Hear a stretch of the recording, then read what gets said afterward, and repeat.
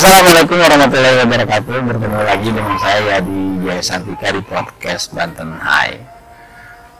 Di ini di ruangan terbuka di kantor Banten High dan di tengah suasana yang cukup panas menjelang pilkada serentak 2004. Pendaftaran sudah di depan mata. Situasi di luar sudah cukup panas yang kita ketahui. Tapi bagaimana di Banten, dan salah satu partai yang meraih signifikan dan dalam bisa mengusung pasangan calon di pilkada di Banten adalah Partai Demokrat. Sudah hadir bersama saya Sekretaris DPD Partai Demokrat Banten, Eko Susilo. Senangnya Abah kayaknya Abah. Senangnya Assalamualaikum. Waalaikumsalam. Alhamdulillah sehat.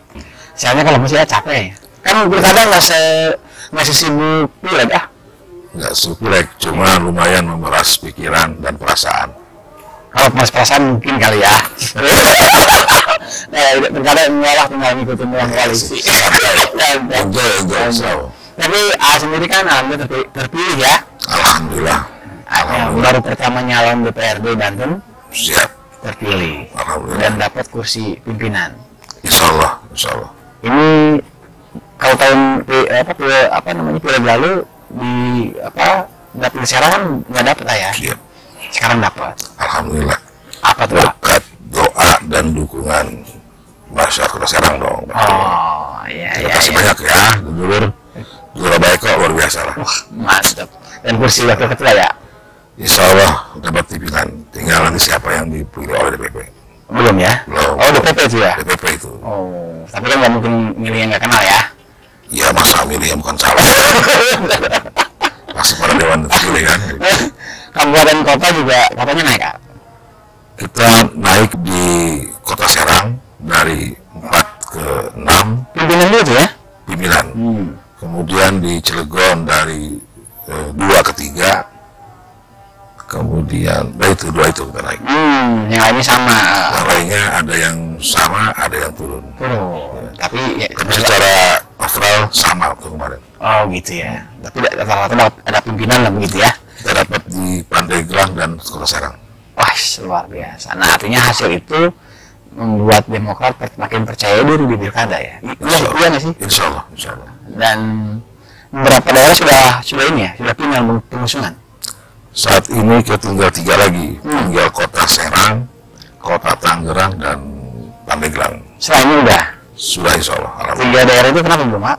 Ya ini waktunya. Jangan keluar mana Pak. Waktunya. Mudah-mudahan hari Jumat ini kelar semua. 3 daerah itu? 3 daerah itu. Kader, non-kader? Kita kebetulan untuk 3 daerah ini satunya non-kader, 2 ada kader. Luar biasa. Satunya bukan satunya Cilegon ya? Kan kita tahu Cilegon ramai itu Pak. Ini potensinya di antara petahana atau non-petahana. Sudah itu keluar. Udah keluar ya? Sudah keluar solusinya. Kita ke Pak Robinsar. Ini merupakan boleh promosi nih? Boleh promosi ya. Kader muda, anak muda, maksud saya anak muda. Kemudian juga religius yang luar biasa. Karena beliau ketua DKM juga di daerahnya. Karena ketua DKM itu ketua DKM juga. Enggak, itu bagian daripada hal yang baik dong. Seorang daerah kan harus bisa menjadi imam yang baik itunya. Kalau udah secara agamanya baik, insya Allah terusnya juga baik gitu. Dan Cilegon, Robinsar dengan Fajar ya. Dan kita tahu anak salah satu petinggi partai itu ya, Bapak Mardiono. Mardiono. Dan kalau kita tahu, ini kita bahas Cilegon dulu ya. Kalau kita tahu bahwa ada kemungkinan bahwa ini 3 pasangan. Dan dalam kan sebetulnya pasangannya sudah tampil tuh ya, sebelum Demokrat menentukan sudah ada gitu ya. Nah, salah satu parameter kan biasanya partai kayaknya lebih mudah dukung petahana gitu ya. Kenapa nggak petahana gitu? Salah satunya. Apa karena ya ini bukan soal petahana atau tidak petahana. Kita punya beberapa kategori penilaian untuk setiap calon cakada yang kita usung atau kita dukung.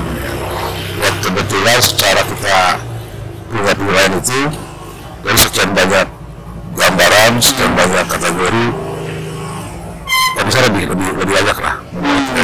Dari bawahnya termasuk rekomendasi. Ya betul, dan insya Allah ini bisa menandingi petahana dan akan menang insya Allah. Wah, percaya diri nih Demokrat. Ya, harus percaya diri. Harus percaya diri. Pura percaya diri. Ini bukan bicara pribadi, bukan ya, ini soal politik ya. Ini politik dan ya ini bicara partai lah. Oh iya. Nah, berikutnya berarti kota Serang ini ya?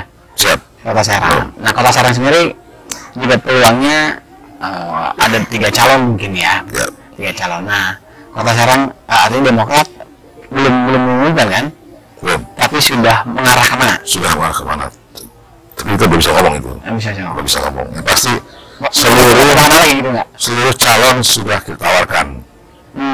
Dan kita berikan kesempatan untuk bisa memberikan semacam kenapa sih saya layak buat jadi didukung oleh Demokrat gitu, bukan semua.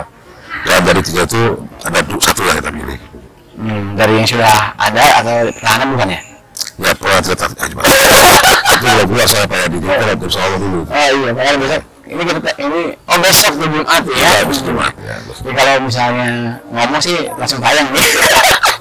Ada salah sih dari hari ini. Hari kemarin. Besok. Aman dong berarti. Aman. Nah, kalau lihat dari sebelumnya, katakanlah Cilegon, Serang, itu kan banyak calon ya. Banyak calon kan. Betul. Dibandingkan dengan sekarang, kayaknya sepi calon tuh. Apa sih yang Serang kota deh. Serang kota termasuk beberapa saya lihat kan jumlah pasangan calonnya kandidatnya agak turun ya, agak sepi gitu. Sepi. Apa ini berkaitan karena rapat dengan pileg atau gimana sih ya? Ya, untuk Serang kota malah banyak. 12 calon. 12 calon. 12 calon. Yang daftar ke kami 9 calon. Oh. Ya. Kalau untuk yang lain memang karena kayak Pandeglang ya. Dan dulu cuma kita susah mencari kader yang bisa maju. Gitu. Ya. Nah, kebetulan tahun ini kita juga kader maju. Yaitu Bapak Iing sama Kang Yoyon. Karena kemudian untuk Tangerang sama, kita sulit mencari kader atau teman kader yang bisa maju. Jadi memang ini bukan cuma sekedar berkat dengan pileg, tapi juga memang kita relatif agak krisis di beberapa daerah untuk masalah pemimpin. Ada yang mampu mungkin tapi secara kategori nggak pas. Karena memang ayah juga tahu lah ya, kondisi kita saat ini bagaimana. Kemarin di pileg cukup baru itu kita lihat ya. Kalau misalkan tidak ada sesuatunya sulit untuk dipilih gitu. Betul. Nah, jadi untuk apa? Untuk kedepannya sepertinya perlu dipertimbangkan lagi pilkada seperti apa gitu. Karena ya kasihan lah ada yang mampu tapi nggak memenuhi. Ada ini lainnya yang tidak bisa dipenuhi gitu ya. Gitu. Nah, tapi kan kalau ya memang kalau kandidat banyak, tapi ketika kalau lihat potensi ketika pendaftaran ini calon ya bukan bakal calon itu artinya menurun. Nah dari kandidat Demokrat sendiri ketika menghadapi kan pasti ketika pilih juga sudah harus berpikir pilkada ya waktu itu. Nah waktu itu prioritasnya semua dipilihkan dulu berarti kan, sehingga harus menang parameternya itu menjadi ke pilkada. Ya. Ketika pilkada sudah habis itu. Sudah selesai. Dan kita khawatir pada pilkada ini akan kayak pileg. Makanya mayoritas kami berpikir bahwa ini yang punya kapasitas dan isi tas lah yang bisa unggul di pilkada. Jadi pragmatis lah kita lihat. Tapi sudah salah deh ya, sudah salah. Mudah-mudahan kita nggak begitu. Tapi melihat pileg kemarin kita agak sinis dengan pilkada ini itu.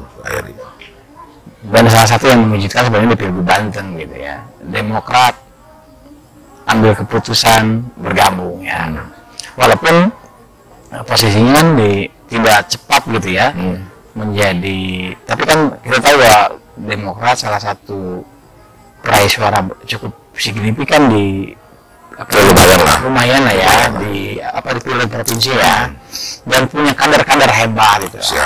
Nah bagaimana melihat konstelasi itu, dan hampir tidak gitu. Gimana sih apa namanya kebersamaan segala macam lebih penting di atas Menurutnya juga ini nggak seperti yang dilihat oleh ya bahwa kalau ini Demokrat kalau nggak ngasih kesempatan sama kader-kadernya, nggak gitu juga. Sejak awal kita nggak sebenarnya semuanya, kita mengedepankan kader dulu untuk maju sebagai calon daerah.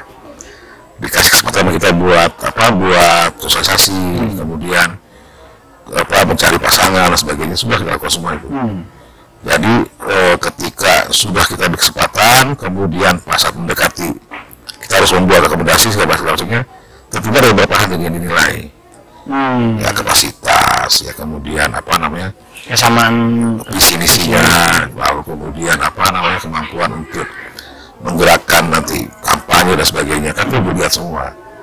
Karena ini Banten besar, butuh juga angka yang nggak sedikit ya. Tentunya harus sangat matang pertimbangan. Dan DPP nggak cuma suara kasih penilaian kan, kenapa harus kita ke AMB, KBM. Sudah hasil pertimbangan sangat matang. Dan beberapa calon kita yang memang akan terbawa daerah, karena kita sendiri, Bu Iti Sarwogowo menerima itu. Karena sudah ada kesempatan sejak awal oleh DPP. Karena sistem tidak memungkinkan Demokrat mencalonkan sendirian. Ya, satu itu, kedua memang tidak bisa dipaksakan. Harus betul-betul banyak pertimbangan yang sangat matang. Kita baru memutuskan. Ketika kemudian sudah bergabung ke KBM, gitu ya, sudah komitmen, nggak mungkin ditarik lagi akan opsi baru itu. MK ini muncul.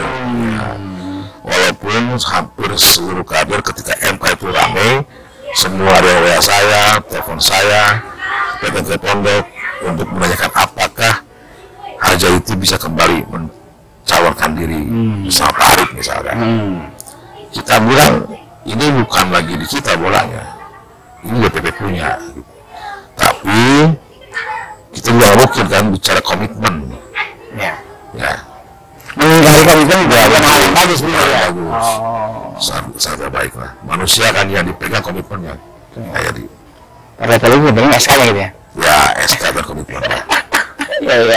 Kalau lihat dari konstelasi sekarang, pilkada yang begitu sengit begitu, dan Banten Demokrat sudah bergabung ke KBM, apakah nanti kemudian menang atau kemudian harus menjadi oposisi? Nah, bagaimana lihatnya politik Banten ke depan, termasuk Demokrat dalam mengambil langkah-langkah atau sikap politik ke 5 tahun ke depan? Ya, kita kan sebelum memutuskan kepada KMB misalkan ya, ke Bang Andasoni KBM dan Mbak Dimiati juga berkomunikasi dengan beberapa lain, dengan Golkar, dengan Nasdem dan sebagainya. Ya untuk parpol sudah sangat paham di sini. Kita mungkin bertarung di pilkada, kita cari kemenangan kan, nggak ada yang kalah, semua menang. Lalu kemudian nanti apakah yang kalah seperti apa, menang seperti apa. Kalau untuk di Banten sepertinya jarang sekali ada namanya oposisi.